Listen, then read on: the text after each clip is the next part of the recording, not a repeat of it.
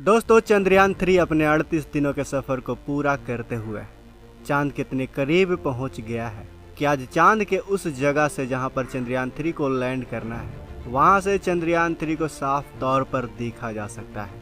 और इस समय यह चांद के बिल्कुल मुहाने पर खड़ा है। वो पल अब दूर नहीं जब यह चांद की सतह पर सुरक्षित लैंड कर जाएगा। लेकिन अब वो समय भी आ चुका है जहां पर हमारा चंद्रयान 2 फेल हो गया था। इसलिए अब इसरो के वैज्ञानिक पहले से भी ज़्यादा चौकन्ने हो गए हैं, क्योंकि यह इस मिशन का सबसे महत्वपूर्ण पड़ाव है। और इस स्टेज में हल्की सी भी चूक 3 सालों की कड़ी मेहनत से तैयार किया गया यह मिशन चंद्रयान 2 की तरह ही चांद के धूल में मिल सकती है। असल में आज इसरो ने हॉरिजॉन्टल की जगह लैंडर को वर्टिकल कर दिया है। इसके बाद 23 अगस्त की शाम इसकी लैंडिंग को अंजाम दिया जाएगा, जो काफ़ी ज़्यादा मुश्किल माना जा रहा है। लेकिन तमाम दुनिया के साइंटिस्ट भारतीय वैज्ञानिकों के सूझबूझ और कड़ी मेहनत से काफ़ी इम्प्रेस हो चुके हैं। और उनका बस यही कहना है कि यह जो चंद्रयान 3 है वो किसी भी हाल में सफल होगा ही, क्योंकि हमारे वैज्ञानिकों ने चंद्रयान 3 के लिए ऐसा कुछ किया है जिसे दुनिया भर के वैज्ञानिक हैरान हो गए हैं। हर स्टेज को हमारे वैज्ञानिकों ने सफलतापूर्वक पार कर लिया है। अब बस सिर्फ एक ही स्टेप बाकी रह गया है, और वो है सॉफ्ट लैंडिंग करना, जिसके बारे में दुनिया भर के वैज्ञानिकों में चर्चा शुरू हो गई है कि इस स्टेप को भी भारत बड़े आसानी से पूरा कर लेगा। क्योंकि रूस जैसे सुपर पावर देश का मून मिशन भी जब फेल हो सकता है, उसकी एडवांस टेक्नोलॉजी होने के बावजूद भी उसका मून मिशन फेल हो सकता है। तो ऐसे में आप सोच ही सकते हैं कि हमारे वैज्ञानिकों ने कितनी कड़ी मेहनत की होगी, हमारे वैज्ञानिकों के पास कितनी काबिलियत होगी। इसलिए आज पूरी दुनिया के वैज्ञानिकों के बीच ये चर्चा शुरू हो गई है कि ये जो आखिरी स्टेप है चांद की सतह पर सॉफ्ट लैंडिंग करना, ये भी भारत के वैज्ञानिक बड़े आसानी से पूरा कर लेंगे। इसलिए दोस्तों, इस वीडियो में आगे जाने से पहले आपसे एक छोटा सा रिक्वेस्ट, इस वीडियो को लाइक करें, अपने दोस्तों के साथ शेयर करें, ताकि इस वीडियो के माध्यम से पूरे भारतवासी हमारे वैज्ञानिकों के बारे में और चंद्रयान 3 के बारे में जान सकें। इसलिए आप ये छोटा सा काम जरूर करें दोस्तों। चलिए आते हैं अब अपने मेन विषय पर।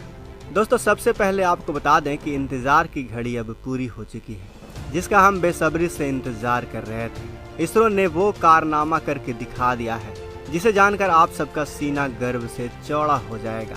असल में इस समय हमारा चंद्रयान 3 चांद की सतह से सिर्फ 25 किलोमीटर की ऊंचाई पर है, और इससे नज़दीक हमारा चंद्रयान 3 तभी जाएगा जब वो चांद की सतह पर लैंड करने के लिए पूरी तरह से तैयार हो जाएगा।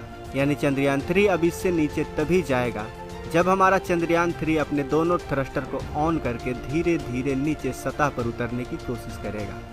अभी फिलहाल हमारा जो चंद्रयान 3 है वो एक एक करके अपने सारे इंस्ट्रूमेंट को चेक कर रहा है। आपको बता दें कि अभी जो हमारा चंद्रयान है वो 25 किलोमीटर की ऊंचाई पर है, और इसी ऑर्बिट में इसे हॉरिजॉन्टल से वर्टिकल एंगल दिया जाना है। इस प्रोसेस को शुरू करने से पहले इसरो के चीफ ने इस पर काम कर रहे सभी वैज्ञानिकों को चौकन्ना रहने के लिए कहा है, क्योंकि उन्हें यह अच्छे से पता है कि यह इस मिशन का सबसे मुश्किल स्टेज है। इसलिए वैज्ञानिकों ने भी लैंडर पर लगे सभी सेंसर और ज़रूरी इंस्ट्रूमेंट को ऑन कर दिया है। यहाँ तक कि चंद्रयान 3 के उन 4 इंजन को भी चालू कर दिया जाएगा, जिसे खास तौर पर लैंडिंग प्रोसेस में इस्तेमाल करने के लिए बनाया गया है। आपको बता दें कि अभी तक इन इंजन्स को ऑन नहीं किया गया था, लेकिन लैंडर को वर्टिकल एंगल देते वक्त इसमें लगे 2 इंजन को थोड़े देर के लिए ऑन किया जाएगा। इसके बाद 23 अगस्त को इन्हें ऑन किया जाएगा, क्योंकि इनका मेन काम यही है कि जब ये लैंडिंग प्रोसेस शुरू करें तब विक्रम लैंडर की गिरने की स्पीड को ये कम करने में और इसे बैलेंस करने में चंद्रयान की ये मदद कर सके। दोस्तों, इस समय चंद्रयान 3 चांद की सतह की तरफ फ्री फॉल कर रहा है, यानी चांद की ग्रेविटी की मदद से उसकी तरफ बढ़ रहा है। लेकिन यहाँ आपकी जानकारी के लिए बता दें कि ग्रेविटी हमारे पृथ्वी के मुकाबले 6 गुना कम है। इसका मतलब यह है कि चांद पर हमारा चंद्रयान उस तेज गति से नीचे नहीं गिर रहा है जिस तरह पृथ्वी पर कोई चीज़ अंतरिक्ष से गिरती है। यहाँ पर एक और चीज़ गौर करने वाली है कि चांद पर नीचे गिरते हुए एयर फ्रिक्शन भी ना के बराबर होते हैं। इसका मतलब यह है कि जिस तरह पृथ्वी पर जब कोई चीज़ नीचे गिरती है तो वो हवा का फ्रिक्शन उसकी गति को कुछ देर तक धीमा करता है, लेकिन चांद पर ऐसा कुछ नहीं होता, क्योंकि चांद का एटमॉस्फेयर काफ़ी ज़्यादा पतला है। इसीलिए इस समय चंद्रयान के नीचे गिरने की रफ्तार इतनी ज़्यादा तेज़ है कि इसमें लगाए गए रेट्रो बूस्टर की मदद से इसकी स्पीड को कम किया जाएगा।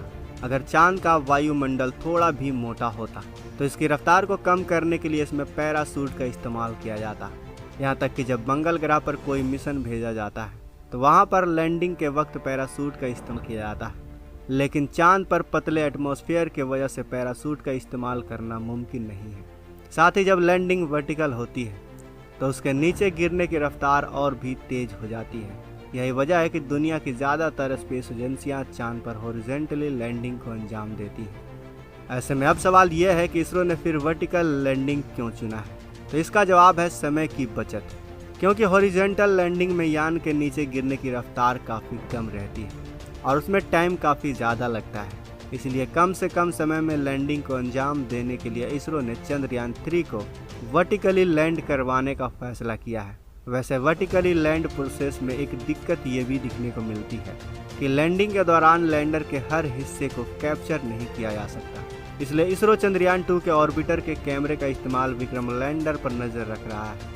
साथ ही वो इसके लाइव तस्वीर खींचकर इसरो को भी भेज रहा है ताकि वैज्ञानिकों को इसकी एग्जैक्ट लोकेशन का अंदाज़ा रहे। इसके अलावा नासा के टेलीस्कोप और सैटेलाइट भी विक्रम लैंडर पर अपनी नज़र गड़ाए हुए हैं। लेकिन वर्टिकल लैंडिंग में दिक्कत यही है कि यान का ऊपरी हिस्सा ही सिर्फ वैज्ञानिक देख पाते हैं और निचले हिस्से को देखना पॉसिबल नहीं होता।